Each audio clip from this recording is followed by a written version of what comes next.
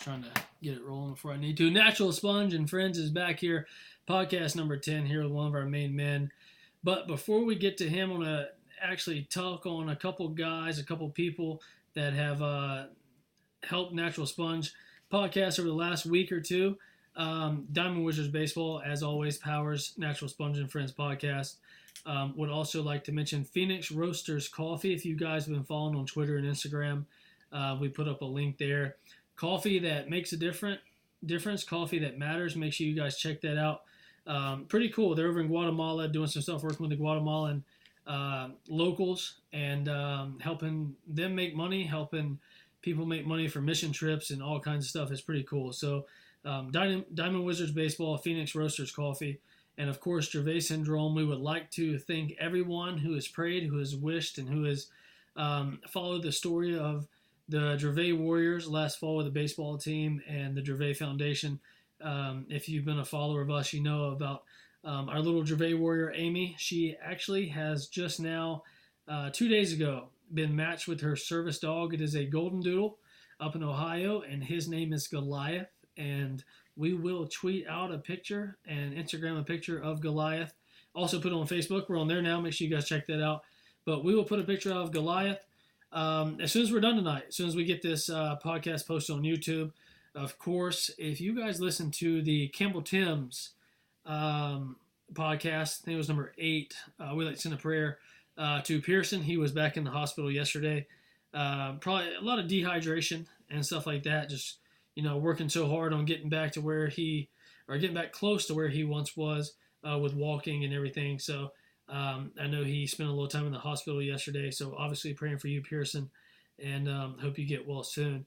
Very excited to announce that Natural Sponge and Friends podcast has partnered with CharlotteConcertGuide.com. If you guys if you don't like music, then don't listen to this podcast, because music is a vibe, and music is life, music is sports, music is love.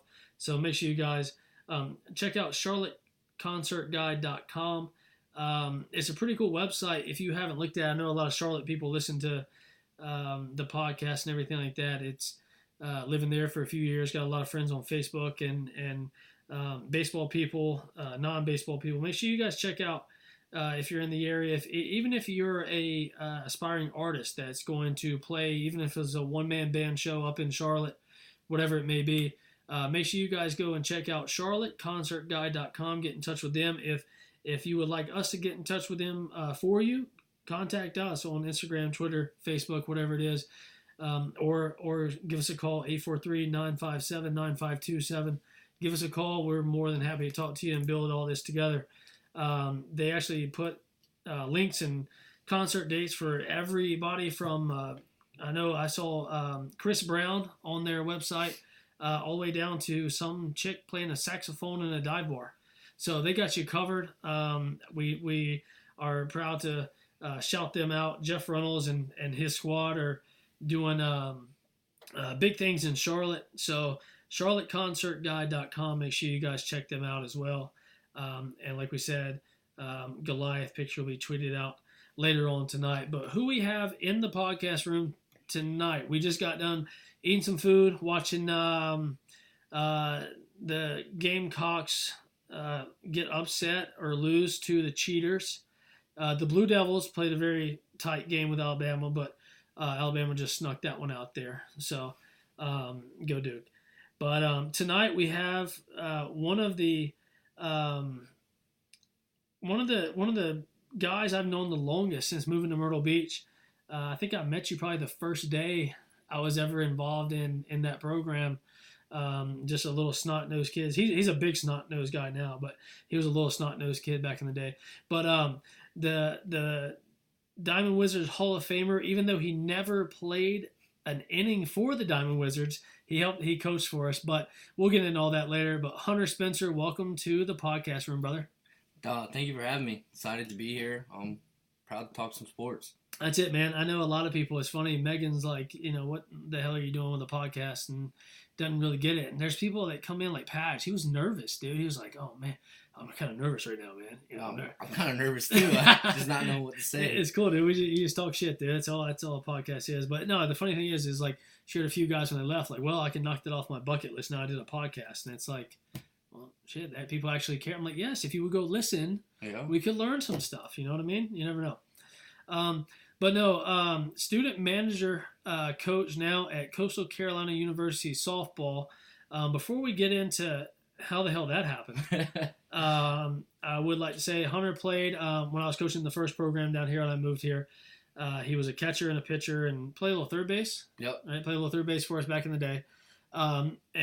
And like I've said with a lot of guys on here, we will have a lot of baseball guys because that's been my life.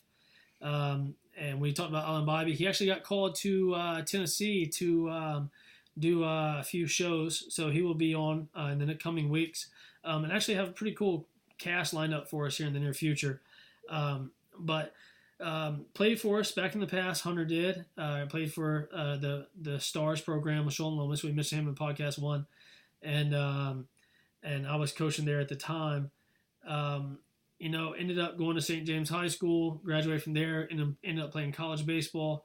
What do you remember about your early days? Not just baseball, but you're a big fisherman, big hunter, all that stuff. Get it, hunter? A big fisherman and hunter is a hunter. And what do you remember about growing up? And you actually start off with you were not born here in Myrtle Beach, as most people are not. No, I was born in a little place called Mount Pleasant, or that was the name of the hospital. But I lived there for about 3 years in the Uwharrie Mountains out in the middle of nowhere. And what's that near? Charlotte?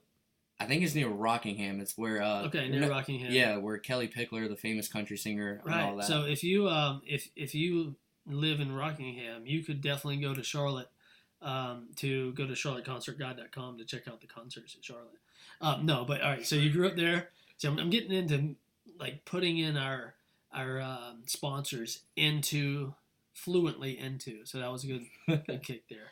I also like being a dick about it too. So so you lived there, you grew up there. How long did you live there? 3 years. I moved down here. No, maybe it was about 4 or 5.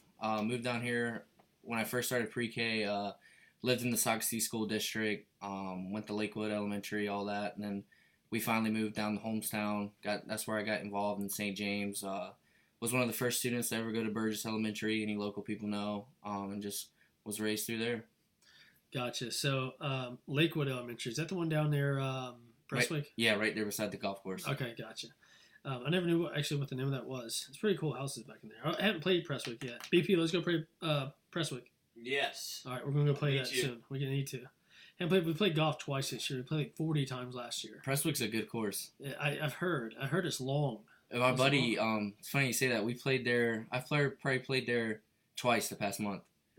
I haven't played. See his love natural sponges getting its horse shit on my end. My buddy Carson, he plays limestone or golf out at Limestone. I don't want to play. I want to bet. I'm gonna throw some money on him. Put some pressure on him. He shot, I think, the other day like 71. Oh, that 71. That's my front nine on a good day. So you moved down, and at the time, St. James High School was newer, right? It was built, and actually, St. James is actually older than I think it is, because when I moved down here in 2012, I thought it was new, but it was actually built in like 2003, right? Yeah, 2003. Holy mess. Yeah. I had no idea. So, all right, so you go there, you're going up, you play with the Stars. Correct. Yep. All right, I come in, I coach you. Who else was on that team? Oh, Lord. Was it Hampton? Trey Campbell. Yeah. Walters was on there, wasn't he, at one point? Connor? I don't remember. He had to have. It was like, you know how travel ball goes. Everybody goes everywhere. Especially back then. Yeah. Well, now if your dad wants to coach, he can start a program, and we'll get into all that later. Jeez, oh man. So you come up, you end up going, had a pretty good year, your junior year, right, at St. James. I know you have a cool story, or an odd story. What the hell happened at St. James with the catching, with the what? He's grinning over here. I don't know if he was. All things, if anyone has a problem with anything said on Natural Sponge, please call us. We actually gave you our phone number in the beginning of the show. So if we have a problem, we're very natural here, and we're just going to keep rocking, baby. Yeah, so my junior year was actually the first year I played varsity. Crazy to think. Actually being committed to a Division I college. I didn't start playing varsity till my junior year. So you were committed before? I committed to Coppin my junior year, correct. Before you were on varsity?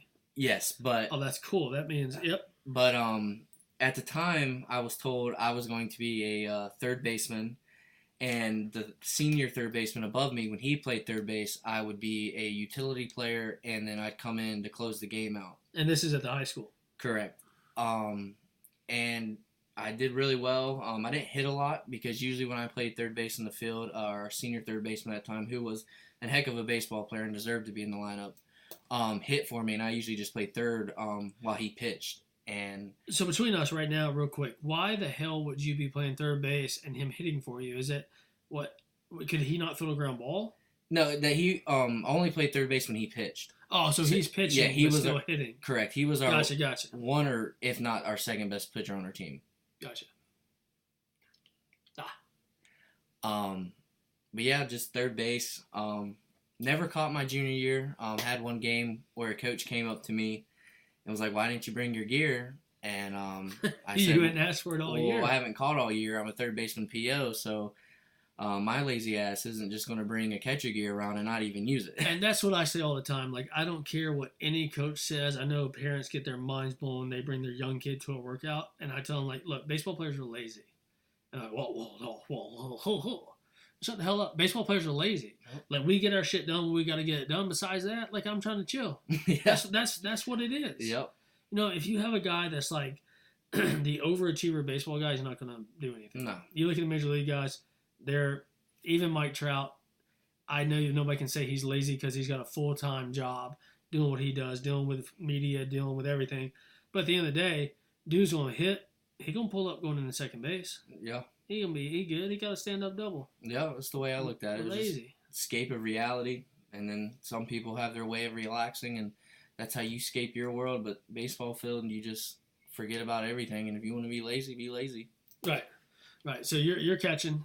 Or you didn't bring your gear. What the hell happened there? Yeah, it's weird because baseball players, for me, I remember every game when something significant snuck out, and it was actually against Carolina Forest at their place, and we were going to get on the bus. See ya, baby. And I was told right before walking out the dugout, "Where's your catcher's gear?" And I'm like, "It's the late season. I haven't caught all year. Why would I bring my catcher's gear?" And the exact response was, "Well, how do we know you catch if we never see you catch in a game?" And after I was told that was his exact words, word for word. And I just got on the bus thinking, I mean, you could imagine what went through my head, but you just gotta... I'm sitting here 6 years later, thinking what I'm thinking, so I don't even need to say that on the recording. So It's just high school baseball. You can't just say, "Oh, I'm gonna pack my shit up and leave and go to another team," because with all the rules and stuff, you just gotta sometimes keep your mouth shut, which is very hard for me to do sometimes. Yeah, we got some good stories. So Hunter was played for me for a while. He obviously saw me throw some buckets and got tossed a few times. But so you end up, you go to, you graduate. Mm-hmm. You go to Coppin State. Correct. Which is in Maryland? Yep, Baltimore, Maryland. In the hood, baby. Straight up in the hood. I mean. Hey, me and Megan went up there. That's where my boys buried up near there. And we, rest in peace, RPM. We went up there and stayed at the Pier 5 in the harbor. Yeah. And I was like, yo, I'm pumped. Like, all right, we went to his grave. We're going to hang out in Baltimore a little bit. We're going to go and actually go to our parents' house, like a week later. And we're going up and we get there. And I'm like, all right, so we're staying here in the harbor. We're looking at it. Let's go down to this bar. Let's go down to this bar. Let's get some food. Right. So we find a damn 3-story Marshalls. Oh, yeah. Dude, we were there for 7 hours. Yeah. Now, I did get a bunch of cool clothes and stuff, but oh my Lord. Yeah. That's one of the craziest things I've ever seen. But we did get to go by Camden Yards, and I got to see Mike Griffey where the bomb hit the wall in the home run derby. So Yeah, the warehouse cool. out there. Yep. So what happened up at Coppin? You go up there. You go up there with your boy too. What's his face? Liam, good high school buddy, mine, real good ball player. Yeah, Liam Bloom. He actually played for me as well with the Stars. Yeah, that's another one. We went up there for a year, me and him, roommates, our suite mates. Shout out to them, great people. Corey Treyes, who's still at Coppin, played in the he didn't play in the Coastal Plain Leagues. What's the league out there in Michigan? The big one. I can't think of it. The one that Foul Paul always makes fun of. Yeah. I can't think of it right now, but every baseball player should know it. Wow. Brett Hembrecht, Little Hitty, or Little Hemmy, what do we used to call him? Played at Niagara Community College. Was another catcher. Taught me a lot about catching. A lot of valuable lessons. Now he's graduated, living the full-time life. Another roommate of mine, Caleb Duhey, up in Hawaii, played on the Little League World Series team, 2012. That's dope. Winning pitcher, JP Banaka, but all them. But we went up there for a year, learned a lot of lessons. I don't know Liam's standpoint of it, but with me, the Great Lakes League. No, it's Northwoods. Northwoods. Yeah, League. Northwoods. Yeah. Yes, Corey played in the Northwoods. They played like 97 games. So did Brett, and actually Brett and Corey played in the Coastal Plains League. So both of them played in two of the top tier baseball leagues in the nation. But we went up there. I don't really know Liam's standpoint of why he left and all that. That's his business. But for me, it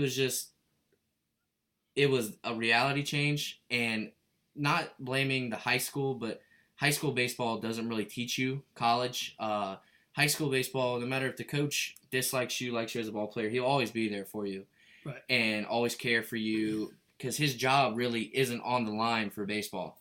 College baseball, because he's hired as a teacher first. Yeah, college baseball. Nothing against my head coach, Sherman Reed, love the guy to death, but his job is to coach the baseball team. He's not a professor or a janitor or anything for the school. He's getting big paid to win for the team, and you're his business, and he looks at you like that. If you don't perform like he wants you to, he don't really care who you are or why you're even there. And that was a wake-up call to me, and I wanted more in life, just fishing, hunting. That's what I grew up.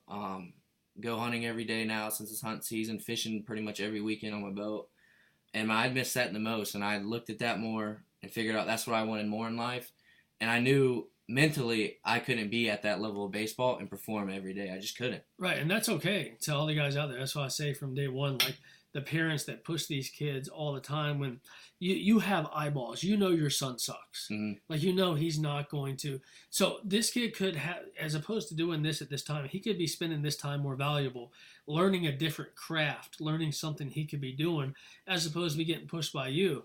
And whether people like it or not, I think that, you're a hell of a guy for being able to say, hey, this is what my heart's not in it. This is what I want to do. Mm-hmm. And to touch on before I forget, Sherman lost his son, didn't he? Yeah.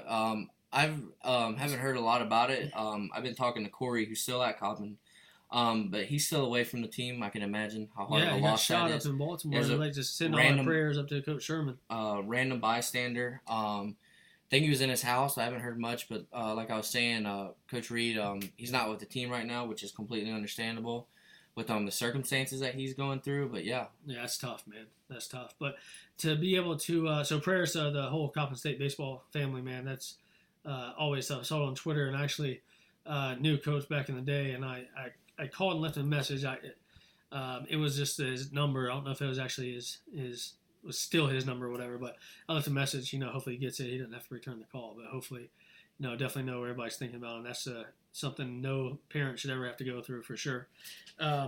But so we're up there, and you're going through your first year as a freshman. You're 9 hours away from home, and yeah. And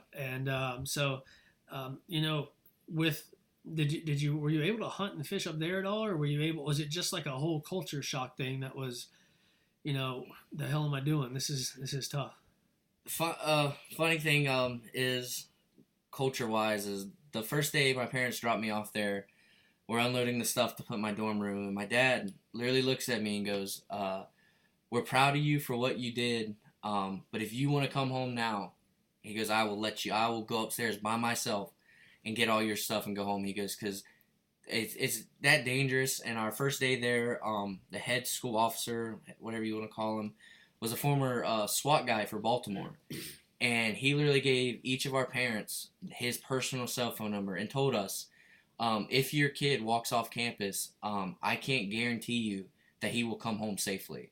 It's just the way I honestly call it a war zone when I did there. I've seen, no joke, 2 shootings right in front of our campus. I thought it was actually my roommate playing his video games too loud. And he goes, no, somebody just got shot. And we look out the window, and they have him held at gunpoint, and they have a shootout. Drugs, just a whole different world. I mean, it's just crazy. Oh, for sure, man. That's, like I said, I know I got a bunch of buddies that are from Maryland, or people I know from Maryland, and you know, the whole landscape up there right now is pretty sad, because Baltimore, the homeless are taking over. There's drugs, there's all kinds of stuff, and it's almost getting to a as far as I know, and as y'all know, here on Natural Sponge, I'm just a dumb old country boy, but it's almost getting to like a Detroit, Michigan type place, where Detroit's all shut down and boarded up. And I mean, places, we walked around Baltimore that day, obviously in the daytime. Yeah. But that was, you know, a few years ago. This is just in the last year and a half. 2 years. It's even gotten worse. So just imagine, like, if you're still there. I mean, those guys, they're there. You're learning a lot more than just college baseball. Yeah, you're. For many people that don't know, Coppin State runs along West North Avenue, through downtown West Baltimore, or not downtown Baltimore, but West Baltimore, which is the hood. But all the Freddie Gray incidents, the year before I went up there in 2016, that's where all the riots. Right across the street from us was Mondawmin Mall. That's where they took all the TVs. The CVS store they took all the drugs from was a block away. It's crazy. So we leave there after a year, right? You played a year. Yep. Okay. You come back and you take a job, and I just wrote this down off of our notes. You take a job as a coach for the Murrells Inlet Legion team, right? Oh yeah. So you're coaching the team, and this, guys, when I say that Myrtle Beach is yes, indeed, a hotbed for baseball. Everybody comes here to play. It's a vacation and a baseball tournament all in one. Woohoo! We got Facebook pictures for freaking days. But it is not a hotbed for talent. Please tell the story of your coaching, and all of a sudden you have to swing the bat in the game. And my dude is a G. What the hell happened when you got in the box? So when I played Legion baseball back in the day, started in the 8th grade. Legion baseball was very popular. It was, if you're a freshman in college, you could come down, and if you didn't want to go to a summer league, you could play Legion ball, get some at-bats in. And if you're a high school kid that wanted to get extra at-bats in or more pitches thrown, if allowed, you could play Legion ball. But when I took over and coached with Jamie Hammonds, who's a great guy, we ran into the problem of not having enough people show up, because you're either working, because now kids, if you're going to college, you're playing elite showcase ball somewhere for the Canes or something like that. And then if not, you're working to get ready to go to college to pay for all the crap you got to buy. So we're playing in a tournament that or you're surfing. Yeah. That our commander puts together each year at Socastee High School. And we send out a text, blah, blah, blah, who's all going to show up. Well, we realized we have 8 kids showing up. And at the time, I was still... I was 20 or 21. I can't remember. And he's like, dude, if you shave, one of the coaches with me, Jamie, he's like, you shave, you could play. Like, you can get away with it. And I'm like, well, if I'm playing, I'm going to catch. And at the time, another catcher was showing up. And he's like, no, you can catch. It's going to be really hot. You have it. And I'm like, all right. So I'll catch the Friday game. And the Saturday, Sunday, and Monday games will have enough people to show up where I can coach. So me being out of shape, at the time, hey, and that shit happens quick, don't it? Yeah. Oh my word. My girlfriend now, Cece, we first started dating Cece! back then. She's like, you can do it. Don't worry. Like, just play. And I'm like, all right. So I'm nervous. I'm in the cage. I'm like, when it's going to be a bad day. Like, you're out of shape. And so I come up first at bat, and I'm telling myself I'm swinging at the first pitch fastball. First pitch fastball. I know this kid's going to throw one pitch or first pitch fastball because I put myself back in the lineup. Crazy, a player's making his own lineup. So I put myself in the 8 hole, and I'm like, yeah, I'm going to swing at first pitch fastball. You're a cheater. You're a cheater with the cheat code. And he threw me a first pitch fastball, and I was like, well, if I'm going to hit one out or hit a baseball, here it is, and swung, and luckily got it over the left field fence, and it was weird because I felt like a little kid again. Yeah. And the players were like, dude, you're a coach. You're supposed to do that. Yeah. But well, if I'm supposed to do that, then you guys should definitely be Yeah. supposed to do that because somebody told me or something happened where my time is done. Yeah. And you still do. That's pretty cool. That was at Soxy, wasn't it? Yeah, Soxy. That's sick, man. That's cool. So one big thing, one guy we have not talked about on here. Well, actually, we did. We talked about it a couple of times, but in depth. But we need to get him on this show some way, somehow. I know his fat ass is gonna be able to get on here at some point. He comes down a lot. So Frank Nicolosi is a guy that I used to live with down here in Myrtle Beach, and he is the best catching guy I've ever known. And he used to work with you a lot. Yeah, Frank, it's weird you brought him up because now it makes me think. Best catching guy, he's the guy I caught one of my good friends when we played 16 and 17U, Dylan LeDuc, and I struggled catching. It's been a while since, that was when I first started getting into catching, and I was struggling with that caliber of pitching because Dylan was a hell of a pitcher, and he literally came up to me, he goes, if you want to do this, he goes, I can get you where you want to be. He goes, but if you don't want to do it, don't do it. And something about him, the drills, I mean, he did some drills that other people did, and he did drills that nobody knew, that only he knew. The best were when he beat the hell out of you with a fungo doing blocking drills. Yeah, and I'm talking, he's not doing little, like, make it look like you're working. He's he's lacing balls at you. no glove either, just Yeah. all chest. But the thing about Frank that made me separate myself from being an average catcher to a college catcher would be the way he made you work. You came to every day, and I told myself, because we usually worked out in groups, that I wanted to be better than everybody else, and that's what made me separate other people. And when I was in college and struggling with if I wanted to play college or not, my mom was going to actually pay him a lot of money to drive from, I don't know where he was at the time. It was up in New Jersey. Yeah, so it wasn't that far from. It was like a 2-hour drive or something like that. My mom was going to pay for him to come down in a hotel each week and work out with me, but he just didn't have the time, which is understandable. But that's how good of a guy he is. Yeah, and even pro guys, like if you were ever able to get your hands on this guy and work with him, like I know Yachty is, to me, is the best catcher, pound for pound of all time, and especially defensively. But if Yachty worked 1 hour with Frank Nicolosi, he would learn something from Frank. No doubt. I mean, and that's how it is with all sports. But like, you're always learning. You're a student of the game.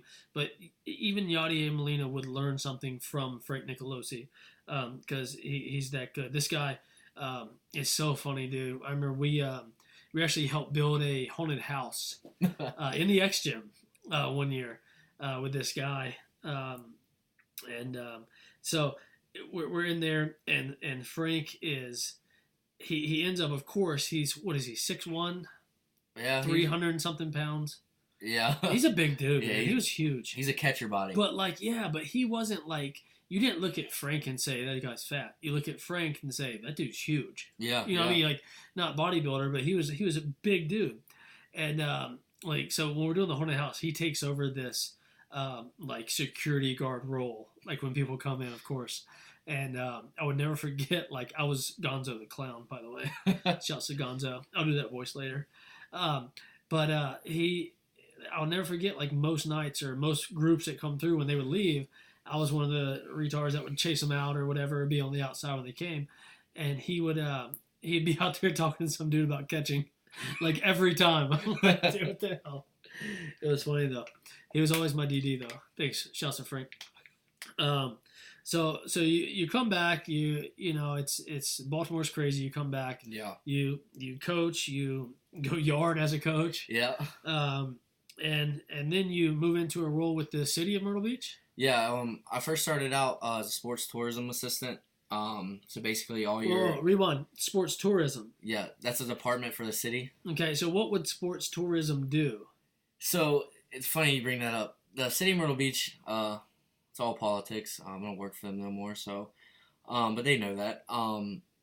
They were separating themselves from recreation and then sports tourism because the sports tourism department would use the same fields as the recreation, but they all went into one budget. So then there comes that problem with budgeting, and so they wanted to separate. So then they made the sports tourism department. Sports tourism department is basically all your travel ball, all your outside sports that come in and want to use our fields to host tournaments. Oh, wait, so people are coming to Myrtle Beach for tournaments? Yeah. Holy shit, how about that? And How about that? It's crazy numbers wise. Oh, it's insane. Just with Triple Crown alone, working for them, and our total revenue after hotels, we called it heads and beds because they bring people down from all over the country and pay at our restaurants, our hotels, anything good Yes, for the sir. city of Myrtle Beach. Yes, sir. $3.3 million just from one tournament, and that was baseball. And I used to work for Triple Crown, so I know Triple Crown would come down for 3 weeks, run baseball, have different age groups each week, and then a month they would come down after that for softball. And I never looked at the softball Oh, numbers. softball's probably even crazier. Oh, it's unreal. Men, they do men's softball too? Yeah, but that is through the youth, or that's from the recreation side because Okay. that's local people. So the I think they're called recreation. Well, I'm saying leaguers. like the men's tournaments that they yeah. bring like Oh yeah, 45 on there. yeah. U Because Trip. Bubba used to come down here. Yeah, and do that. U Trip. I think it's called ISSA or Yeah, something like that. They usually do elderly softball tournaments, so like 60 up, 50 up, 75 up. I think there might Oh, the be. dude over here, he does those, the older ones. I Yeah. believe there's an 80 up age. I mean, just Golly. look like they're about to hit the Hey, bed. if Sponge is not in a wheelchair by 50, I am very blessed. So I would not be Yeah. on the softball field at that age. Never will anyway. But all right, so they're making that much money per. Yeah, it's crazy. The sports tourism, a lot of people they don't like that part of the city department because they make so much money. But I mean, like you said, Myrtle Beach, it's where everybody comes and plays baseball. It's like some people say people treat it like the Bahamas, like Myrtle Beach is. Oh my Yeah. God, it's beautiful. But when you live here, you know it's different. The traffic and all that sucks. But it's just how much money between our field. I mean, just at our field, Market Commons, all the turf fields, the amount of money that we brought in there, Oh, man. unreal. It's insane. I know one time we tried to do I think it was a practice for the Wizards. We were trying to do a tryout there or something like that, and it was like $250 for like a few hours to Yeah. rent it and all that. And then need my insurance, and of course my insurance was squeaky clean, so I did not give them that. we ended up not doing it there, but yeah, it's crazy how much. And the place is nice. It's actually as much as it's used. Yeah. Because of the tourism, it's going to need a little renovation soon. We were out there with BP not long ago, and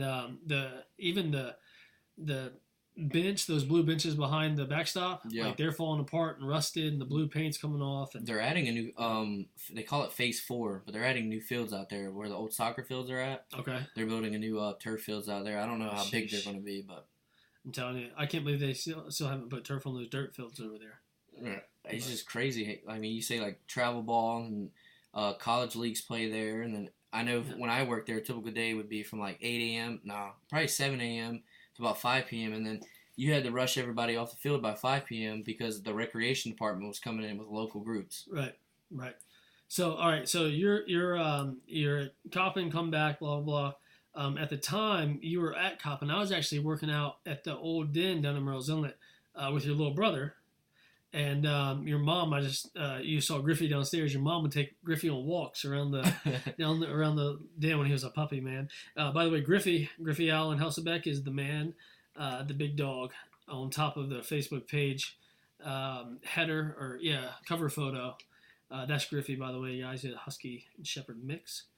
Stud, the G-Man. But, so you're there. You come back. I hadn't talked to you. I kept up with you a little bit. We text back and forth. You come back and end up coaching the Legion year. We get back in touch. Our paths cross again, luckily. And when we did the Gervais Warriors, Diamond Wizards turned Diamond Wizards into DW, DW into Gervais Warriors for the Gervais Foundation. You came back and was a coach in the program, helped coach that fall. What did you, what was your expectations coming in? And even though, I mean, we had I would say on that team we have 3 guys that have a chance of moving on. 5 or 6 of them are now no longer playing, and again, that's perfect. That's fine. Find your niche in life. You don't have to be a baseball player. You don't have to be whatever mom and dad want you to be. You follow your heart and do what you want to do. But what did you feel like? Because you got to work with a lot of catchers that year, different catchers. You worked with AJ. You worked with Dylan Shaw, and you worked with somebody else. Colin Flood. And BP. Yep, BP raised his hand. He's over there. He's shaking his head. He's mad now. You want to catch again? No. You heard it first live right here. BP is never catching again. Emphatically. Because my father caught. Wow. I hope if that got on. Oh, wait, that was at 50. No, that was at 35 minutes. There you go. So, that was not alienated at all. I did not say a word to bring that up. That's savage. So this is like Tucker when we had to do the outtake. Oh man, make sure I play you the Tucker outtake before you leave. We're gonna post the Tucker Perry outtake. We might post it tomorrow or something for you guys. We might post it on Labor Day before the hurricane. You guys have something to listen to. It's 6 minutes long, and 3 minutes of it is Sponge laying on the floor laughing. You can hear me in the background. But what was your what did you expect coming in? You're in a different coaching role with kids again. You're coaching with a guy that coached you. What was your expectations and what did you learn from that time that maybe you can just carry on into that we'll get into? You're now coaching collegiate softball at Coastal Carolina University. I learned really playing 16-year-old baseball or 16U, whatever you want to call it. How it was back then and now coaching it now. It honestly blew my mind. Just the one thing is I call it team hopping. The amount of players and the coaches that try to get kids to come play for 1 week. I mean, to be simple with it, you can't progress as a player going from coach to coach. You got to find somebody that you believe in, somebody that you're going to work hard for. I mean, realistically, nobody's looking at you at 16-year-old to go play college baseball. I mean, face it. No college scouts are at the tournaments. Perfect game, dynamic baseball, whatever you want to call it. The shipyard, I don't know who runs that, blah, blah, blah. Showcase ball.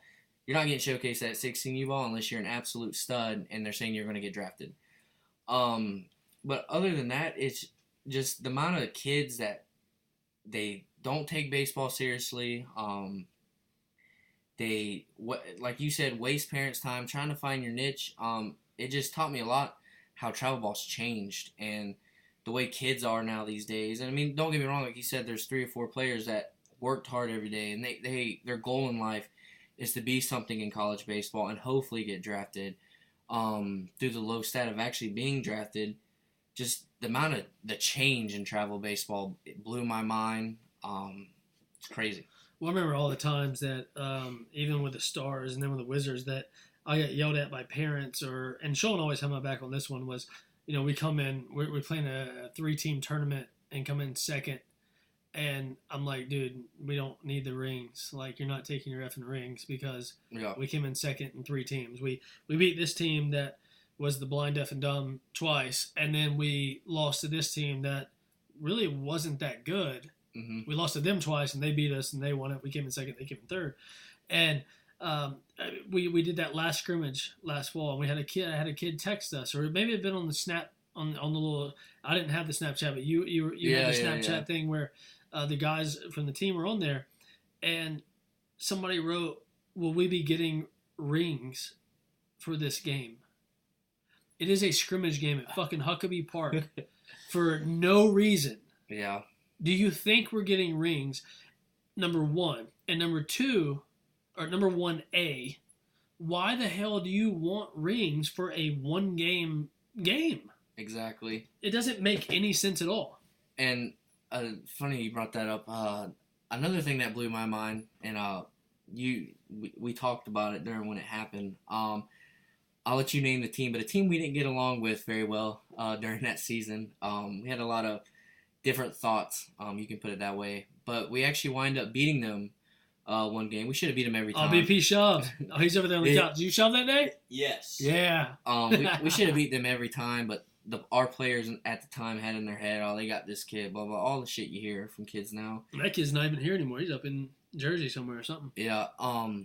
But we actually took the lead the final inning, and me and John are more pumped over a 16U baseball game just from the passion of the game than the kids are in the dugout. And that when I didn't realize it during the game, because being a baseball player, you take the lead in the 9th or 7th inning, whatever the last inning is during the game, you get pumped, especially against a team you don't like. Oh yeah, it's go time, baby. When Coach John brought it up in the huddle after, he's like, "Are you serious? Like, how do we get more pumped than y'all?" And then y'all just sit there and go, "Oh, yep, there we go. There's the lead." But that was another thing that blew my mind.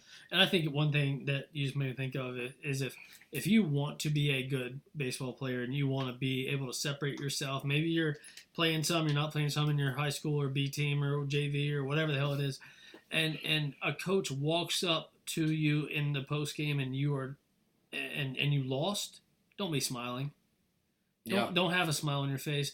Don't be laughing at your buddy or talking about. There should be absolutely nothing in your brain except for what went well and what did not go well in that game, and how you put those two together to show the outcome, win or loss. Yep. You should not be laughing at all.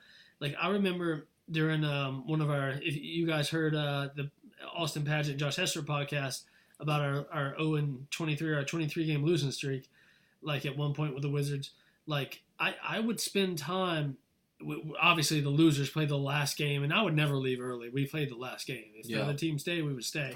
And so we're there, and we lose, and 0-4 on the weekend again. And I'm sitting out in left field with Jacob Russell, with Jeff Runnels, with I think Lee J was there a few times. I'm sitting out there, like, literally sitting on the ground, like, what the hell do we got to do to win? And our guys at the time were going home with their family, and they don't give a shit. And they're cool. They're like, whatever. Yeah, because that's all their mom's money. And a lot of kids, like, we always... I don't know how many times I said that. Like, dude, you're wasting your parents' money right now. Yeah, and like you said earlier, we tried telling them to find your path in life. If baseball ain't it, don't be afraid to hang up the cleats, quote unquote, and say, hey, this ain't for me. Because I know the amount of money that my mom paid and got me where I was at, she could have so much more things in life. I mean, that's the sacrifice as a parent you make if you want your kid to be successful at something. And that's what you got to do in today's, because that's what it is. Money, money, money. Yep. Yeah. My wife's making that insane financial, commitment right now to keep her kids safe. So that's, we'll talk about that one later. So it's crazy, man. Just the amount of stupidity and the amount of just it's how many parents come and they're reading books or they're watching something on their phone or whatever, but then they have the audacity to like rip their son for an error. Like, dude, listen, Leroy, you're over here reading your book, and now you want to yell at little Johnny for making an error. Like, obviously you have nothing involved in the game. Why are we? Baseball, I heard this stat, and I said it on one podcast, but I heard this stat, and it's amazing. And me being sponge, I had to look it up and make sure I was right on it. But youth baseball is the number one self-esteem destroying sport in America. Think about that. That's crazy. Youth baseball is the number one self-esteem destroying sport in America.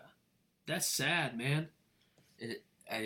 I mean, the only reason why I think of that is just because it's how talented you got to be able to make it to the next level. So right. You have all them expectations through high school. Where do those expectations come from? Parents, coaches, both, none? What do you think?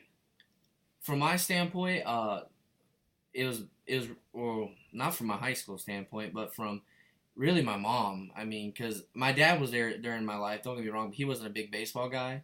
But like every day, I knew what my mom was paying, the sacrifices, the travels, the buying me new gear, and her missing out on whatever she wanted at the time. It was just knowing if I let her down. I mean, don't get me wrong, my mom laid into my ass all the time. Oh yeah, I got love Janet, stories baby. about that. Janet's a G. But just knowing that if I made her disappointed, that it was like, why am I even doing this? I mean, right. It's just a wake up call. Right. For sure, man. It's crazy, man. So you're come back coaching. Travel baseball has definitely changed. Kids are different. Yeah, unbelievable. You're going to school, and end up probably 4 months ago, 5 months ago, you shoot me a text, and now you are coaching collegiate softball at Coastal Carolina University. How the hell does that happen, man? First off, congratulations. Thank you. That's awesome, dude. Um, Hopefully see you on TV next year. That'd be cool seeing Hunter over there in the dugout. yeah, we Got his little dip in. He's over there with that scowl on his face, ready to throw something at somebody. Yeah, we so I got hired as a student manager. I want to take this conversation somewhere way different right now. So do you watch the jerseys and all that? Yeah, we switch on that. We have other student managers. That's the only downfall about the job. Is it a downfall? It's actually fun. Girls' jerseys and practice gear stinks a lot, or does not smell as worse as baseball players. I'm going to tell you that right now. Their laundry is not as bad as doing mine. But my the political answer. Dr. Rocky, my advisor at Coastal, was like, I knew you played college baseball. I knew you want to get into college athletics. He goes, don't look at this as a downgrade, but the softball team's looking for somebody with your application to get into their program. And I signed up for it, and Coach Green, who's an amazing coach, emailed me just when my junior year finished at Coastal, and was like, we'd like to have you part of the team. We actually just got a new director of ops, so it been a little frustrating with that, just getting him in and all that. But we started practice, or workouts, as I say, individual workouts and small group workouts, August 20th. First game, September 22nd, scrimmage against UNC Wilmington, so that should be fun. But it's a lot different from baseball, I tell you that. What's the biggest difference you've seen? Baseball is more of coaches, they like the little things, but they don't care how you do it. It's just like, you do it your way. If you get it done, I don't care. Softball, it's. I mean, I guess it's a good thing. I mean, it works out for them because Coastal has a really good softball team and a lot of success through the program. They take the little things very, very seriously. It's like, do it this way. If you got to step back and relax off the mound, do it a certain way. It's just different. And I mean, obviously the biggest difference is going from a guy sport to a girl sport and looking at their view of it and how they get ready for the game and what their practices are like. I mean, it's just... Right, which is cool, man, because you got a lot of people that, think softball is girls playing baseball. Yeah. And that's not the case at all. No. And I even take that to even more similarity is women's basketball is not like men's basketball because it's not men's basketball. Yeah.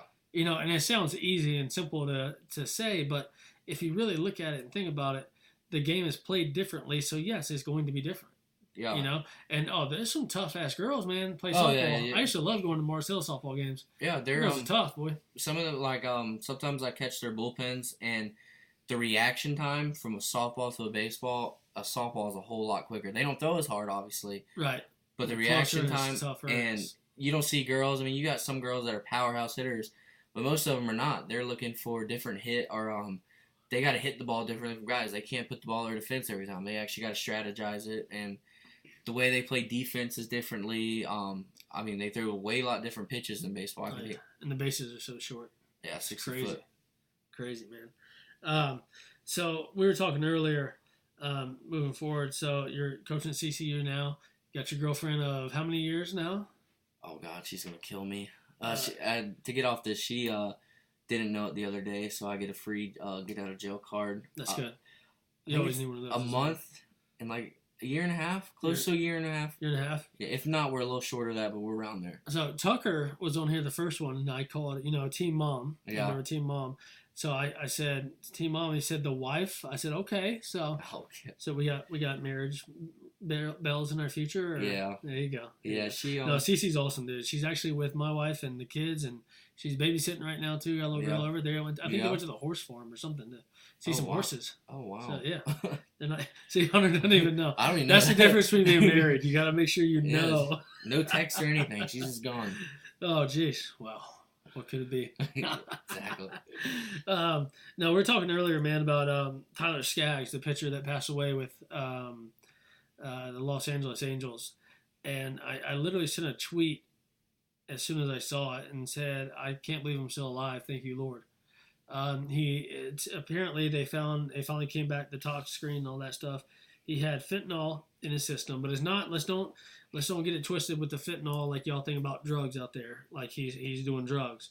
Fentanyl is actually a painkiller and pain reducer, but when it's prescribed right, it will help you. The one they lace cocaine and lace weed and lace all this other stuff with is not pharmaceutical grade. Therefore, that's why people die. But he had fentanyl, he had oxy, and he had alcohol in his system. After my back injury and all the stuff I went through, I can't tell you the number of times. If you guys listen to podcast number 2, you heard this. I can't tell you the number of times. I don't take pills anymore. I've actually had to kind of restructure my brain a little bit to take a singular pill for asthma before I go to bed at night. A small little pill that I take, and it helps. I sleep through the night. Don't have to wake up and use an inhaler. I hardly use it the next day. Mm-hmm. It's number one, saving money buying inhalers. Number two, it's helping. Yeah. But just the pill, I'll take a Zyrtec in the morning. I have bad allergies, so I'll take that, and that's fine. I know I got to take it, but besides that, I don't even take Advil. I think it's weird that I take like a Stanback or a Goody powder instead of a Advil or a Tylenol, because I think it's because it's in the powder format. Yeah. Because I'll never forget being in college after the back injury, going through everything, getting painkillers after getting worked on, and I don't know how many times I drank 20 beers, took liquid hydrocodone, took a Valium, maybe, don't yell at me, Mom, took a Xanax or two. Yeah. I'm in so much pain, I'm just taking stuff. And he did the same thing, and he's dead. You know what I mean? So it's crazy to think about. You know, we talk about it here a lot. We talk about life, sports, and love, and that's kind of our little motto. But if you think about it, the number of nights that I feel like I should have been gone, and this kid, you know, everything happens for a reason. Yep. God's plan. Mm-hmm. I was talking to, I don't know, you hadn't heard the Campbell Timms podcast number 8 yet, have you? Not yet, no. So I was telling him the story of the Chinese farmer. Okay, I'll show it to you when we get off the air. But it's pretty cool. It's all this stuff happens, and he's like, good, bad, who knows, right? You don't know. You know, you could think something's so great in your life, but it could end up being the worst thing that ever happened to you. Yep. You could be devastated. Your boyfriend breaks up with you. Your girlfriend breaks up with you. You think it's so horrible. But it could be the best thing that ever happened to you. But who knows? Time will tell. God will tell. Everything will tell. But I just want to send a personal shout out to the Skaggs family, man. And you know, they're saying Tyler would never have done something like that on purpose. And for whatever it's worth, I know probably they'll never hear this. But if they do, anybody in the family or anybody hears it, if that's what you feel, you're probably right. Because shit like that, I look back and I'm like, who knows? I don't know how the hell I'm alive. Some of the stuff, like you're in so much pain, you drink your beer like you do, you're not playing baseball, you're redshirted, you're taking your painkillers, and it's very easy to fuck that up by accident, and now you're not here no more. Yeah. And that sucks, man. I mean, he was a hell of a pitcher. It seemed like he was a hell of a guy. He came back he had surgery. Did he have surgery? Yeah, I don't. He had a surgery. I read a little bit about it, and one thing that blew my mind is the mom thinks it's actually an the Angels, and one of the Angels employees is involved with it. Like he was like giving him shit. That's the way it read. Like they didn't name any names or jump to conclusions like was he drugged or something, or was somebody giving him illegal stuff. But she believes somebody in the LA organization for the Angels had a key played a big role in why he was taking that stuff. And see that, and that's funny too. Mom can't get mad at me on this one because she does know this one. I mean, the last 6 to 8 months of my playing career, I was meeting a guy behind a dumpster. I would never shout him out because, you know, he'd get in some trouble. But he would give me cortisone shots in my back, so that I could go out and play. And I mean, there was nights I've said on here before. I was nights in Mars Hill when I was, going through stuff like Tyler with his injury. Like I got picked up from the Master of Mars Hill. He passed away. Rest in peace. But at the time, I would wake up in his house. He would pick me up on the main street in Mars Hill University, and take me home. And I'm like, I wake up in my boxers. And I'm like, yo, where's my shit, dude? Yeah. And he's like, dude, I picked you up. You had like 2 beers in a case left, and you're walking down Main Street. I picked you up last night. We need to get you some help and figure out what's going on. You know what I mean? Yeah. And luckily, that's the thing, man. And that's why. Even more tonight after reading that, I feel like this podcast, not just people I can touch in person and help in the community, but people all over the world that hear this. Hopefully you understand that there's more out there than if you're going through a lot. Make sure you, be careful with what you take. Pharmaceutical. I saw a thing on. Oh, there it is, right there in Northwoods League. There it is. Saw a thing on Facebook or Twitter or something, and it was talking about, this is awesome. I'm gonna post this tonight too, because it's super cool, and it's very true. I don't know if we want to talk about medical marijuana with your position. I know you can't smoke weed and you don't smoke weed, but talking about CBD oil and stuff. Here it is. A patient cured is a customer lost. First day of medical school. Wow. A patient cured is a customer lost. First day of medical school. We'll post that. Because it's the truth. Like, they're going to keep you addicted to something you got to make money. Pharmaceutical company is one of the biggest rackets in the world. What do you think it goes on with cancer? Oh my gosh, there's a cure. Yeah, there's a cure. They release a cure for that. Doctors stop making money. Oh, everybody stops making money. I believe 110% there's a cure for cancer. I'll never forget. There's somewhere. You guys still me out there that actually pay attention and listen to all these. And I'll forget. I'm not gonna write it down, but you guys still tweet us and let us know this. But about cancer, there's a guy that him and his buddy or something found a cure like 3 years ago, and they did this whole big shindig in some convention center. All these people came. They got in a car wreck like 2 days later and died. Like, come on. It's the government. Come on, man. A little off topic, but like the Amazon wildfires, a lot of people fail to realize a tribe that was fighting for that land, somebody wanted to drill oil on it because it was a major oil drilling spot, and they won the case in court. And 3 days later, the whole Amazon forest is on fire? Yep. What a coincidence. It's unbelievable, isn't it? I love the whole Area 51 thing, and then all of a sudden everybody forgets about that because we're talking about fucking chicken sandwiches. Like, this is insane. Chick-fil-A's better. Oh, 100%. I mean, it's not even a deal, dude. It's crazy. But I don't know if you heard about it, man. A lot of stuff. And this is something you could pass on to the girls at Coastal and anything you do in your life. The 7 Spiritual Laws of Success right here. It's written by Deepak Chopra. I mentioned it on a lot of stuff. I mentioned on Twitter and all that stuff as well. But I've really changed my day and the way I think about stuff and the way I do my day-to-day activities. Because just like you, and we can get into a couple stories later, but people out there that don't know Hunter yet, Hunter was a guy that when I watched him play baseball, or just watched him go to dinner after a game, he was a lot like me. He was younger, so he couldn't go grab a beer. But he was a lot like me. He's a hothead, very fiery. I'll never forget when you were talking about that team that we did not get along with last fall.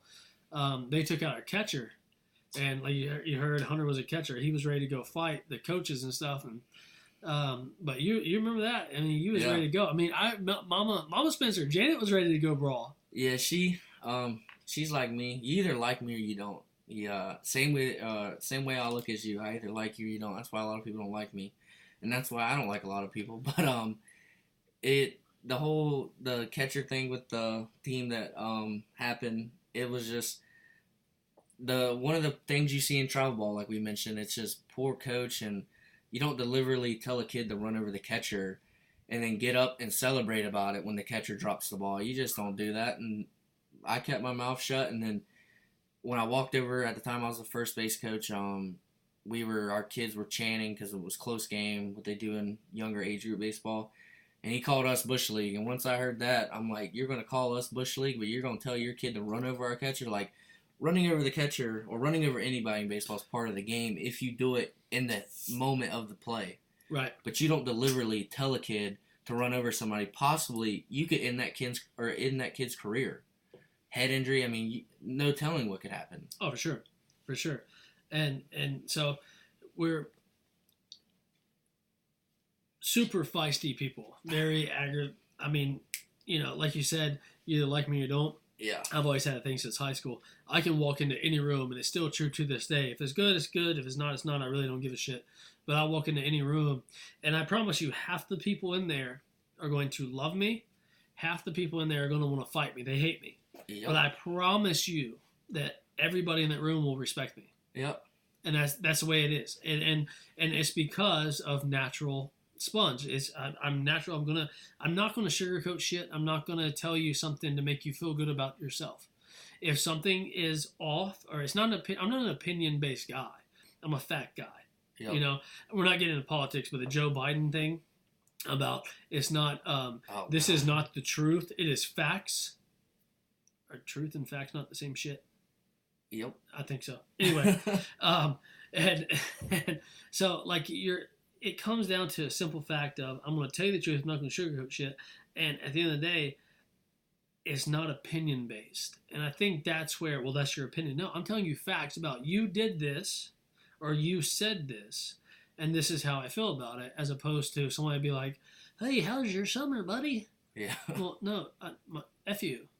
Yeah. You don't really care about how my summer was, so why are you asking me? Yeah. You know what I mean? That's a lot of stuff that BP is learning too in life right now. Is like people talk out of both sides of their mouth all the time. And that goes with where I started with the Deepak Chopra, the 7 spiritual laws of success, is the fact that if you wake up in the morning, and law number 1 is the law of pure potentiality, and you have to you need to meditate a couple times a day by yourself, let your mind go. And just your mind will get tired and eventually shut off, and you'll find a lot of peace. It's very odd and awkward and weird. We were talking about that on the back porch earlier with your crazy dreams you've been having, right? Yeah. And number 2 is be out in nature. Obviously, you're always out in nature. You love hunting and fishing, all that. But find time to do that with just yourself. And number 3 is the most difficult one for me is, and I haven't gone to 2, 3, 4, 5, 6, and 7 yet because I'm still trying to not master number 1, but get to a point where I'm comfortable with number 1. Yeah. And the third part of number 1 is do not judge. So you wake up in the morning and say, I'm not judging people today. Mm-hmm. And I was struggled hard for the first week or two because it was, I see a kid hitting, so I judge his swing. But my mind thinks, hey, all right, I'm judging. I can't. So that's a different thing than judging. Like you see a guy walking with one arm, and obviously your brain mentally goes to say, hey, all right, we judge him for something, or a kid with Down syndrome, or a kid with, and no matter who you are, you're going to judge somehow. And learning and teaching yourself how not to do that is insane, dude. It's crazy.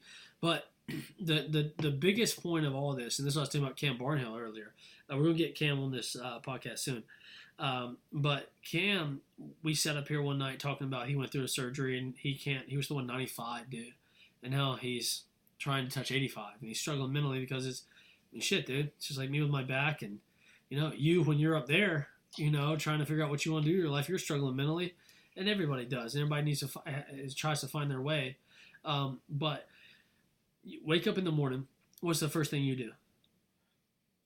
Probably be go use the bathroom. Okay, go take a leak. Yeah. Right? What do you do after that? Look at my calendar for softball. See what I got today. What I need to bring. Is that on your phone? Yeah, I actually printed it out too, just in a hard copy. Cool. So and I like this because that's why you're so much like me and you're different, and it's easy for you to do this because you're not a big cell phone guy. No. Right. So the hardest thing, and this is so hard for guys, and you're talking about things changing with travel ball. Mm-hmm. Things are changing with all kids. Look at BP right now. Look at him. Cell phone right in his hand, right? So what happens is, it's a proven fact. You wake up in the morning, you take your leak, you do whatever your random thing is.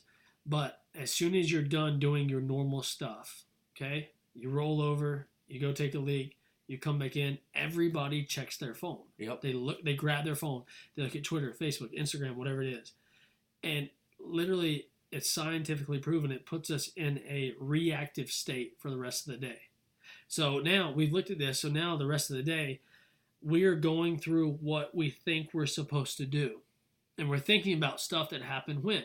In the past. Mm-hmm. So if we wake up and we can go, the longest I've done it so far is 2 hours. There's a difference between a text message or a phone call with like your girlfriend, your wife, or something that needs to be done. Important. A phone call, right? But social media and games, I've gone 7 hours so far. That day, I got more shit done. Look behind you. You saw that board over there. Talking about Natural Sponge, right? I got my board over there for a marketing campaign and all that stuff. Like, that day, 7 hours. Never looked at anything except for text to people that I was talking to for business and work, and phone calls for business and work and pleasure and people. You know what I mean? Yeah. So it puts us in a proactive state if we do that. Mm-hmm. So I'm telling you, bring that into your girls. Some way, implement that. Like, we wake up in the morning. As soon as we wake up and get on our phone. Now we're in reactive state, and you're going through what you think you're supposed to do that day. If you go all day and never look at it, you're proactive. You know what you know what you had to do anyway. Yeah.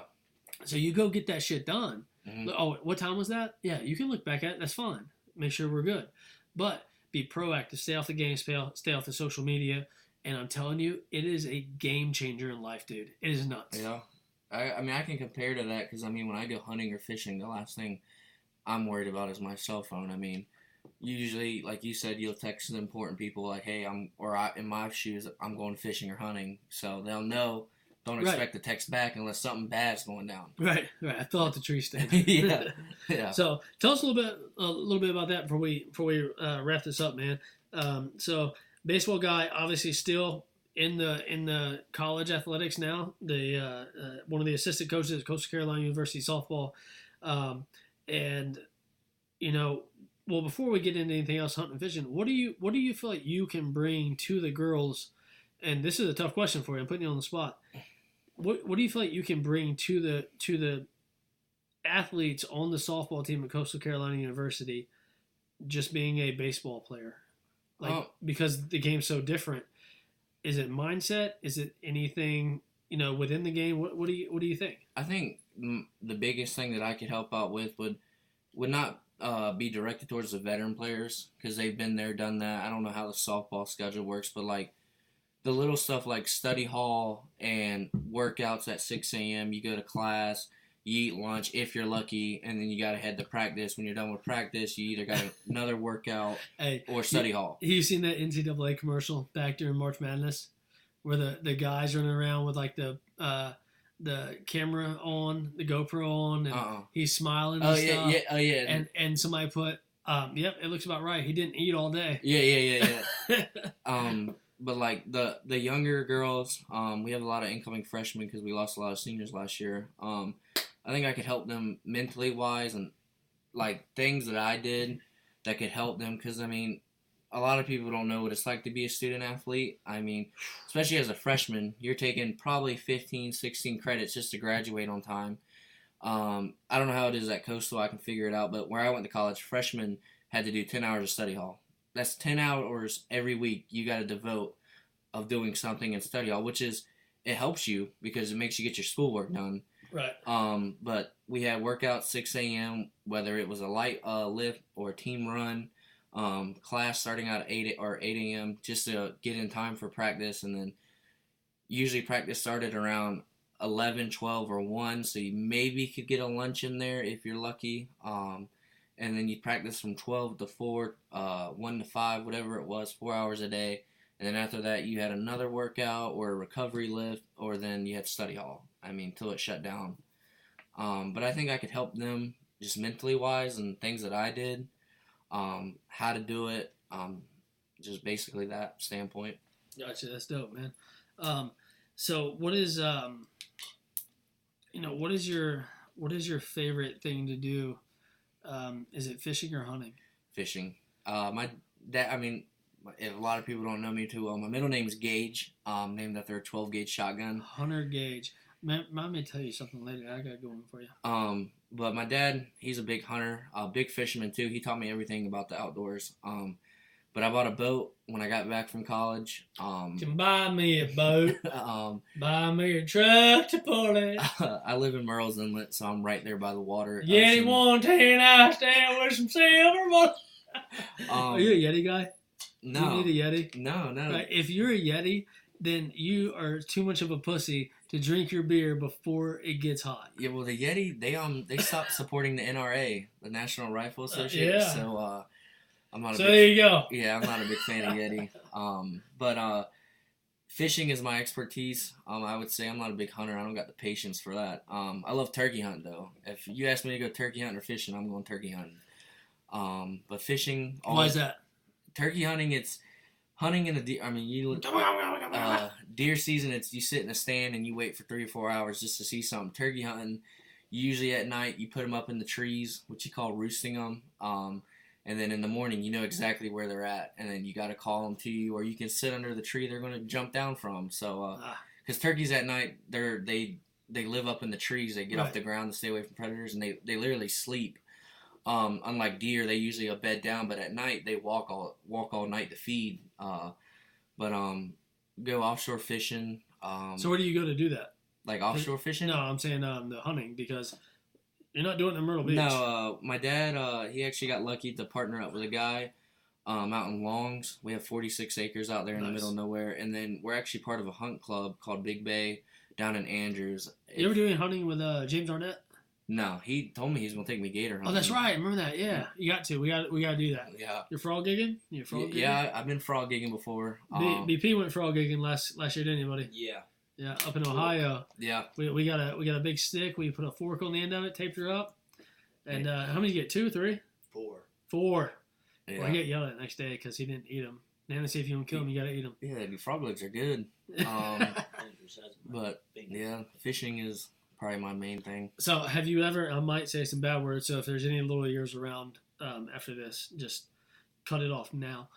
You ever been power fishing? Power fishing. Oh, somebody doesn't know what the fuck it is? You know why? Because it's not a thing. Yeah. Oh my! You know what power fishing? So you fish a lot, right? Yeah. Sorry, natural sponge people. I'm very passionate about power fishing. So you do that. You fish a lot. Yeah. Okay. You bass fish? No, I'm a saltwater guy. Saltwater guy. Okay. So all right. So you ever called you've gone freshwater fishing before? Yeah. I mean, yeah. Bass, crappie, brim. Okay. Catfish, caught one of those. Yeah. Set bush hooks. Apparently, power fishing is you throw it out. What? Yeah. Okay. And as soon as that son of a bitch hits the water, you reel that thing in as fast as you can. So like a top water lure. And then you get it and you throw it back out as fast as you can. But see, a top water lure is not as fun sounding as power fishing. There's a difference. See, I'm fired up. There's a difference between top water lure and this mess. Power fishing doesn't exist. I've heard this from some people down here, and you're not even allowing it to get in the water.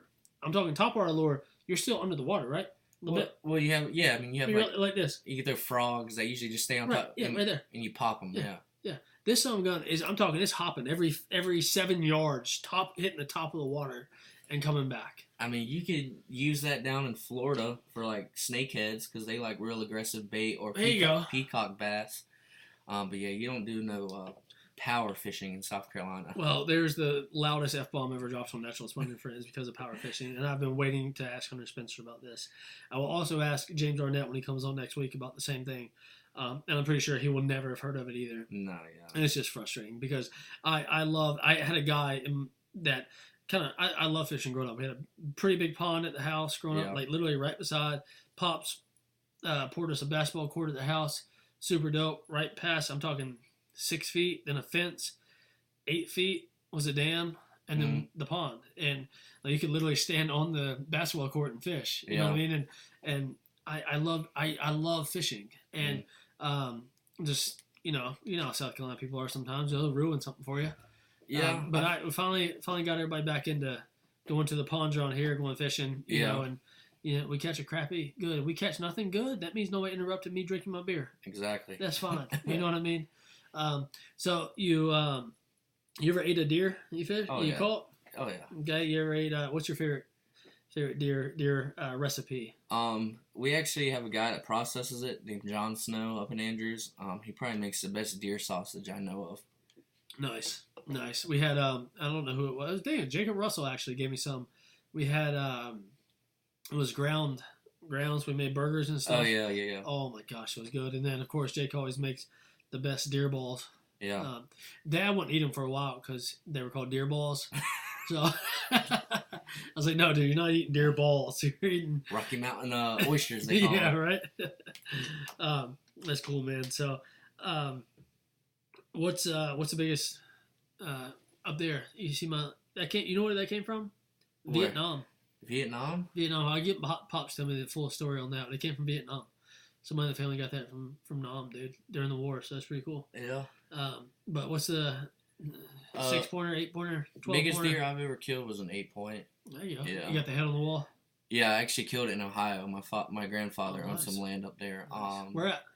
Gallipolis. It's actually, Gallipolis? yeah, well, I call it Gallipolis. Yeah, that's where Megan's from. That's the Right when you That's cross good. over from West Virginia. yeah. That's crazy. Like his face, he's like, what? Yeah. Yeah, that's where Megan's from. Where she's from Cheshire, which is literally like right there. Yeah. So that's cool, man. So that's where we played some golf up there at Cliffside. It's Yeah. always fun. We got to play golf, dude. You still hitting the ball left-handed? Yeah, but not. I mean, I hit the ball. You sell your clubs? Yeah. So Oh, I'm not. In baseball, you can hit it. My motto is you can hit it anywhere between the line. As long as you get on base, you did your job. Golf, you literally got to hit it. Oh yeah. Yeah, I don't do that. Yeah, I'll snap a club before I get it up there on the green. Like I said, guys, he's a hothead. Or was. But you seem like you've obviously maturing, getting older, and taking Yeah. the college job. It's pretty cool, man. See you guys grow up. I remember seeing you in what you were. How old are you now? 21. Yeah, 21, about to turn 22 in October. So I saw you 7 years ago. 14. You were 13, 14 when I met you. Yeah. So that's crazy. You were 13 when I met you. So that's cool, man. So 8-pointer, biggest fish you caught out in deep sea fishing. It was actually with my girlfriend. We went out. CC or a different one? CC. Yeah, CC. Not my different girlfriend. We went out. He'll call you later, Michelle. Yeah. We actually went out in really rough waters. I have a 21-foot center console, so it can go out in the ocean about 20 miles and be comfortable, but in calm seas. We went out when it was like 4 to 6 foot. It was so bad she got seasick, and I'm telling her we planned this trip multiple weeks, and I'm like, we're going. Like whether it's bad or good, we're going. Yeah. We went out there, and she was having a bad time because she was getting sick, and I'm And like, you're like, F it, I'm catching a fish. oh yeah, and I put the lines in the water because out there you go off GPS coordinates because you just don't see where you're fishing at. And I told her once I reel in a fish, I said, because you're going to have to drive the boat when I'm fighting it because it's going to be a big fish you're going to want to fish. And I finally, after about 30 minutes of fighting it, I got up to the boat and it stretched halfway across the boat. It was a big king mackerel. Oh, nice. She's like, oh Did you my. keep it? Yeah. Nice. She's like, that's a big fish. But she was lucky because we limited out in 30 minutes, so we got to go home early. But that's probably the biggest fish I ever caught was a kingfish. That's cool, man. So have you ever? Wow. All right. I touched on power fishing, so that's fun. CBD. That's what we always talk about. My CBD's in the truck, actually. CBD oil. You ever taking that? Touched on CBD? No, I experiment with other things, but never CBD oil. It's just like one of them things like where you're like people are good for you, and you're like, is it really? But never tried Right. it. Yeah, I thought it was full of crap too. But again, I guess that's the difference in it's not a pill, like an anxiety pill. It's nothing. I got apparently at 31 years old. I have arthritis now, very bad in my hands, Oh yeah. and so that hurts like hell. My back hurts like hell. My knees. Developed anxiety over years of, I guess, probably always putting myself in dumbass stressful situations. Yeah. It'll catch up to you, and my hair's turning gray and all that beautiful stuff. But this stuff actually works, man. It's we got it from, and I'm actually going to talk to Chandra next week. Hopefully we can become partners here on the Natural Sponge down at Hipsy Gypsy in Surfside. Awesome store, awesome lady. But it's called Koi CBD oil, and I've done research on a lot of them. You know, if you buy it from a gas station, As I I say, you don't see know it what everywhere. is. You see it Yeah, everywhere CBD now. stores. Yes, sold here. Yeah, so I don't know. I do know that the Koi brand, it obviously has a koi fish on the logo, and it's I don't know what it is. Yeah. It works, man. It Yeah. works, and it helps. Pretty cool. But also got the CBD bud. We need to smoke a little bit before you leave. All right. Literally, college athletes can smoke it. Yeah. It's no Natural. drug test. It's from the hemp plant. It's incredible, dude. It's cool. Are you a Croc guy? You wear Crocs? Oh, dude, I love my Crocs. Let's go! Cece's gonna hate. Yes. I was warm here Yes. tonight, but I'm like, Yes. bringing it first. Well, time. see, I've never worn. I had some Nooks before. I found these at Ross the other day for like $14.99. You know how much new Crocs cost now? They're going out of Dude. business. $40. Dude, bro, I just got some. I just got my first pair of Crocs what was it? 2 weeks ago, right before school, right? 2 weeks ago, right before school, I got them. And I even got the little gibbets. Oh, you I put them got in a the little hole? 2-3. Yeah, I got don't have any 2-3 of on the those. left side. And I had a Fleur de Lis, like the Saints logo on the right. I Yeah. lost my Fleur de Lis somewhere in Columbia at the Palmetto games. But, dude, I walked around with them all day at the Riverbank Zoo in Columbia. Most comfortable things I've ever worn. Oh, when you wear your Crocs, people know you're comfortable. Oh, yeah, it's I time love to my go. Crocs. Yeah, we rock. Yeah. We vibing, dude. It's a Yeah. vibe. I've literally I wore them to all the school to get your schedules, all the Yeah. open houses. Like Megan's like, "You really wearing those? Are you sure?" I'm like, "Yeah, I'm wearing those." You know what the saying is for those? You know, like they have the strap on them. Yeah. When you have the strap up, you're in two-wheel drive. But when you put the strap back around your heel, Yeah. it means you're in four-wheel drive. Oh, let's go. And That shit's makes business. sense. It That means makes you're- sense. Because I was in a couple of situations where I had them in the front. You on had the to two-wheel strap them drive down. chilling, yeah. And then I went to another place and I'm like, I might have to fucking knock some skulls here. Yeah. So I put them in four-wheel drive. I like that. Strap them bad boys. I did. I was strapped ready to go because you can't wear flip flops, man. You going Nah. if I see a guy wearing flip flops, I'm ready to scrape some ankles. I'm not a big toe guy, so So nah, yeah, I ain't doing that. that's awesome. So to touch on this before you leave, when I was at Mars Hill, man, right beside our room underneath the gym, we had the lacrosse locker room, and these guys were I was from rural hall, dude. I played baseball and basketball and drank beer with bonfires and tractors and stuff. Yeah. You know what I mean? I didn't know what lacrosse was at the time. This is 2006. Mhm. And just shows you how much it's grown. Right here you see the Carolina Hitmen. My man Rob over here. I told him I was gonna steal it off the side of the road. And we ended up doing it one day when we were down there near South Strand. So it's up in the pod room now. So we're coming out of the locker room, we're going in, we're doing whatever, going in the weight room, whatever it is, and I see these guys, everybody's like, lacrosse game today. And I see these boiling pots of water. Okay, there's these two, almost like Andy Griffith show, two it's a flat surface, Yeah. and they have the heaters on them. Okay. And there's two big pots, and water's boiling. And I watch this guy, and I'm a freshman, and I've never seen, I'm from, again, Roll Hall, what the hell? So I'm watching him, he goes, and he puts his hand in the boiling water, gets it's a mouthpiece in there. Oh yeah. Because you have to, mold it mold to it. your Yeah. mouth. Yeah. So he gets it, puts it in his mouth, right there. Turns around, the guy behind him smacks the shit out of him. I'm like, what in the hell is going on, dude? Right? I'm like, I am stunned at this point. This is blasphemy. I don't even know where I am. What is it?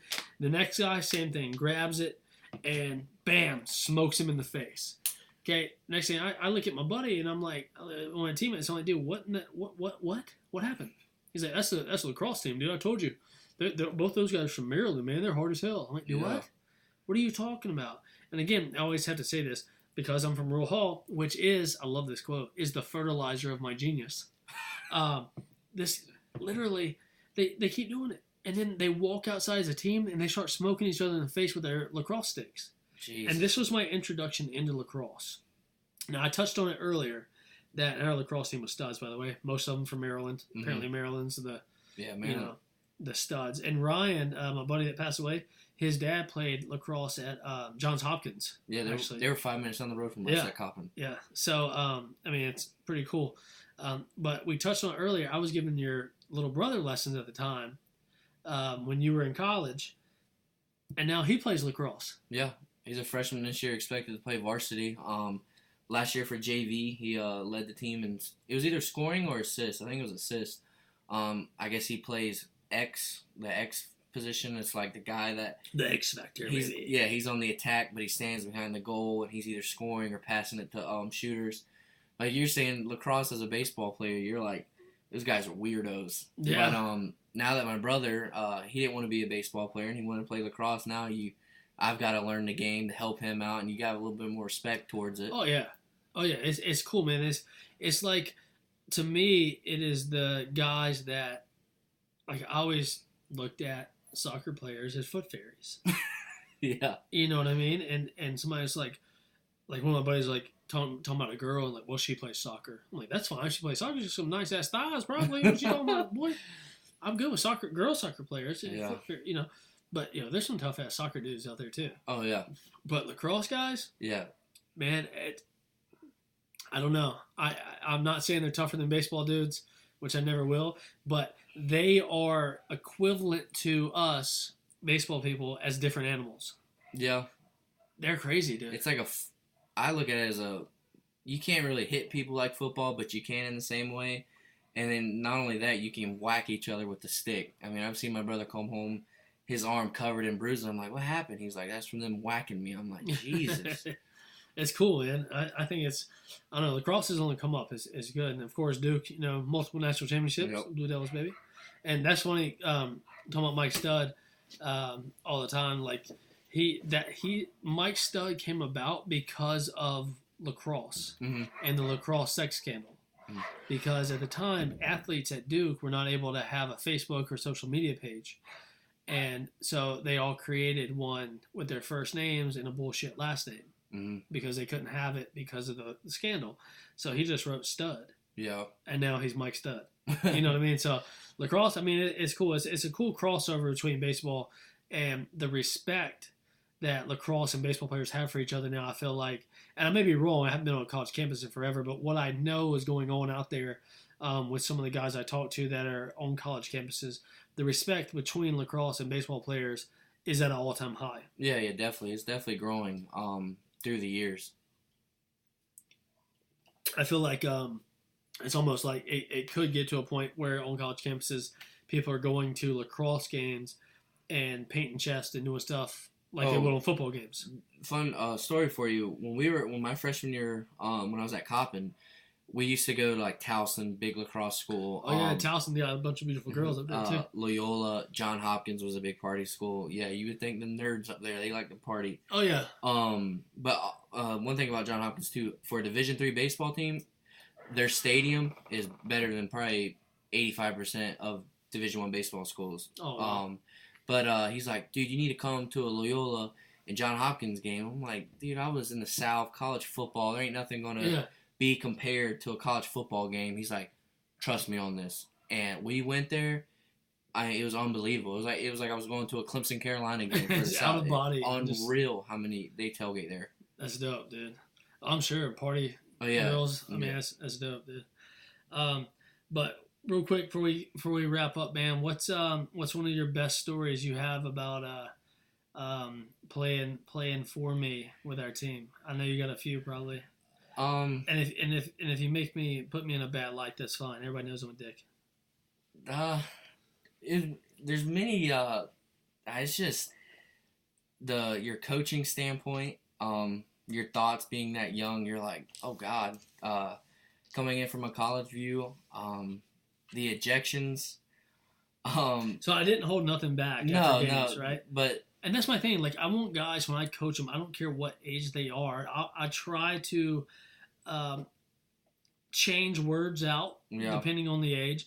But still, at the end of the day, guys need to understand that this little bubble you live in, whether it's Myrtle Beach or if it's in Florida or if it's in Dayton, Ohio, or if it's in Nashville, Tennessee, whatever little bubble you're in, you're not shit. Yeah. Like, you got to get better and you got to keep going. Probably the best story I have seeing you coach, I wasn't actually being coached by you. This is going to be going. Was when the Tide, and I forgot who you were playing, Had a little words exchange, and next thing you know, it was an all-out brawl. Oh, you were there at North Myrtle?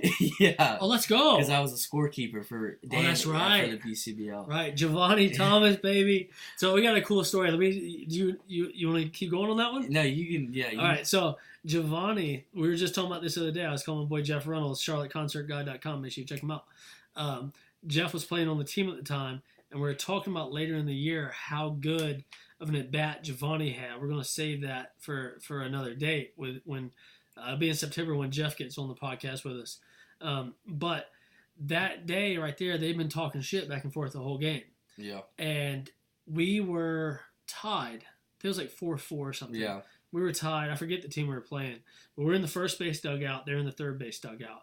Their coach had talked shit a couple times to me, and I'm like, bro, who are you? Like, of course, every baseball person thinks they're the best baseball person ever. Yeah. So I'm the guy that is not going to allow you to think that, for sure, even if I'm wrong. Mm-hmm. Because I think I am. So we're playing, and we're up at North Myrtle, and Giovanni hits a freaking laser beam foul and says something to the pitcher. Well, the pitcher says something back to him. Well, the next pitch obviously is right behind Giovanni's head. Mm-hmm. So Giovanni starts talking. So I kind of walk up a little bit. I call time, try to defuse the situation because Giovanni, again, best hitter I have ever coached. Sorry, Jordan Edgerson. Best hitter I've ever coached. Playing nowhere now, which is horseshit. But best hitter I've ever coached. And I call time, go up, talk to him. Like, hey, look, sell it down. If he hits us, he hits us. Who gives a shit? We're on base. Now we have bases loaded. Runs on first and second or second and third. Yeah, it was runs on first and third. Mm-hmm. And with 2 outs. And Giovanni, he's cool. He's like, Coach, I'm good. I got you. I'm good. And he's straight from New York, dude. I'm talking, he's ready to just scrap real quick. So he gets a slider in the dirt, says something to the pitcher. The pitcher saying something to him. The umpire comes out and says something. Calls a meeting between me and the other coach. So we have to go up on the right side. And for whatever, I feel like this is the shift. This is when the shift happened in life for me with kids. Because when I was, even at that age, as a player, I'm not talking shit to any other coach. Have you ever done that? No, it's just respect of the game. You don't talk to the coaches. Right. You talk to other players. Right. Yeah, I was sort of getting roasted by their dugout players. And at the time, I'm the GM of the league also. Yeah. I'm like, dude, what the hell is going on? They're like cussing at me. I'm like, oh, calm down, little 18-year-old. Let's go. You know what I mean? So anyway, next something happens. I don't know. Giovanni hits an absolute moonshot and does a bat flip. And literally, I've never, like, he could have hit that ball a million other times. It would have gone out. Mm-hmm. The guy catches it at the wall. So I see him. He's standing in the box. He does a bat flip. I know the ball's gone. I'm standing there like, let's go. We just took a 5-2 lead or 7-4 lead, whatever it was. And the ball gets caught at the wall. And I look up. I'm like, damn, dude, what the hell? Damn. I look up, and Giovanni and the pitcher are standing in the first baseline nose to nose. Oh, God. Giovanni's facing first base. The pitcher is in the line between him and first base facing home plate. And all hell breaks loose. Yeah. I've never heard sounds like I heard that day. It was punches being thrown. I don't know how many broke a hand. And I'm like, Peyton, Peyton, he was a first base coach. I look and Peyton's like, he's like, fucking, I'm in the parking lot. That's what these dudes. And I'm over here like, all right, I'm not pulling these big dudes off of each other. I mean, there's some big dudes. Yeah. I mean, big old donkeys, man.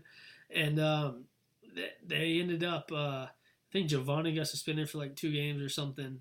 Yeah. And the other guy did. But the funny thing is, I had a big talk with him after. I'm like, look, guys, you got to be careful what y'all do tonight. Like, we're off the field now. Like, you get arrested if you do stupid shit. Because at the time, BCBL guys, I don't know what they do now, but they always went to the club together, went to stuff together. And they ended up, they were all partying together and hanging out. I mean, but that's what you do, though. Nowadays, nowadays, if it was outside of baseball, somebody's going to end up getting shot in the parking lot or something. In today's world, yeah.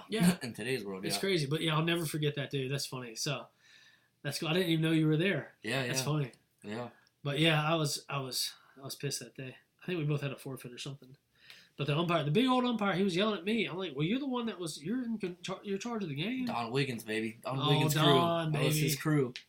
Apparently Don's kind of lost his mojo down here. He ain't or quote unquote the shit anymore. Yeah. And umpires. Yeah. You had a heart attack? I did not He know had a heart attack. That was a few years ago. He's better now. But anyway, man. You know what? So what do you guys got left in the fall at CCU? We got 4 scrimmages coming up, or whatever you want to call them. We play UNC Wilmington September 22nd at Wilmington. It's a 10-inning game. We go to College of Charleston. Charleston Southern comes and plays us at our stadium, and then we go to UNC Pembroke. And then once December hits, obviously final exam starts. We give them the week off, and then sometime in January, we haven't confirmed the date yet, but then we hit the ground running. Nice. So how does that work with your schedule during the day?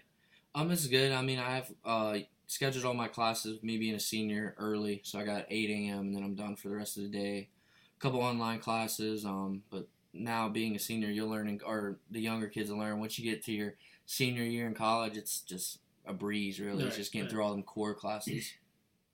That's cool, man. And you're majoring in what? Recreation sports management. Nice. So you can go back to work with Myrtle Beach and hopefully stay in college athletics. That's right, man. That's cool. That's a good gig, man. Yeah. That's awesome, man. I'm happy for you. I'm happy for you and Cece both. She's back. She was in Columbia, right? She's back here now. Yep. So you guys are together all the time now. Yeah. That's good. But that's awesome, man. Make sure we wish you nothing but the best of luck. Thank you for coming on tonight. Thank you for having me. Oh, for sure, dude. We gotta do it again. Oh, I love live beer. right down the road. Yeah. So, you didn't picked up and moved down to the rich world down there near. Oh no. But no, we're super pumped to have you, man. You'll definitely be back on once you get that first game under your belt, coaching and everything. I want you back in to let us know how it was and Yeah, it's gonna be all that stuff. That'll be a fun day. it's gonna be crazy. Yeah, it's gonna be cool, dude. But thank you guys for listening to Natural Sponge and Friends podcast, Life, Sports, Love. Of course, tonight we talked a lot about life. Everything's about life, dude. Sports, most of it's baseball. We're going to get a lot of other people in here as well. But the love thing, a lot of crazy shit going on in the world today. I know Hurricane Dorian coming towards all my people is down in Florida and Georgia and probably going to come up and mess with us a little bit up here in Myrtle Beach. If that's the case, hopefully we have the power on and everything. If this thing is like a category 2 or 3 coming at us, we're going to make sure we're going to put out like 10 podcasts just for you guys to sit there and listen to at your house. If you guys still got power, we'll do something. We'll have a hurricane party on here. Find a way to go live on Facebook and you guys can watch us talk bullshit. But make sure you guys check out Phoenix Roasters Coffee. That's a pretty cool deal you guys heard about with Kimball Timms and the church playing thing. I want to give a shout out, actually rocking the hat tonight, the gray and black, baby. Vertical Church Group, a church planted up in Gallipolis, Ohio, right where my man killed his 8-point deer. And John Mullahan, who actually married me and my beautiful wife.